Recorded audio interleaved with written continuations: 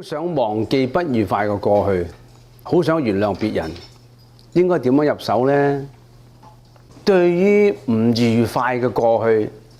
對於痛苦嘅過去，係你想忘記佢，或者別人對唔住你，你想忘記，但係你又忘記唔到啊！咁應該點入手呢？係有好多方法嘅。咁不如我就用一句《金剛經》嘅偈語答覆你啦。《金剛經》裏邊有一句説話：過去心不可得，現在心不可得，未來心不可得。咩叫過去心不可得啊？即係話已經過去嘅事情，如果過去嘅事情係不愉快嘅，係逆境，係令到你好痛苦，有人對你唔住，有人遺棄你，或者你嘅前夫遺棄你，你嘅前妻咧遺棄你而移情別戀，或者你父母遺棄咗你，你係孤兒，又或者好多唔愉快嘅事情發生喺以前，令到你個成長嘅時候咧，喺個內心裏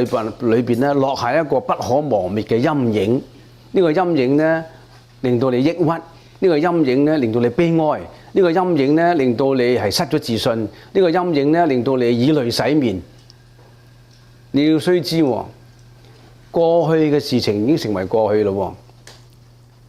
如果你將過去嘅事情再拎翻嚟現在去諗佢，你話係咪好愚蠢呢？過去嘅事情已經發生咗噶啦嘛，過去心不可得，過去嘅事情已經發生咗噶啦，已經發生咗嘅事情就唔會再發生噶啦嘛，除非係重蹈覆轍嘅啫，即係繼續犯呢個事情啫，你都唔會俾佢再犯啦。你得到呢個教訓，亦都唔會咁容易相信別人啦。如果你嘅前夫係拋棄咗你，你而家你擇偶，你必定會小心啲噶啦。所以你將以往痛苦嘅經歷，成日拎翻到嚟現在去諗佢，你就成為過去痛苦經歷嘅奴隸。你久唔久啊拎佢翻出嚟，要為佢而悲哀，為佢而痛苦，佢咪好傻啊！想現場聽觀誠法師親自分享佛法智慧，歡迎你參加10月26號倫敦同11月2號伯明翰嘅2場免費講座，一齊深入了解觀音法門，學習放下煩惱，活得自在。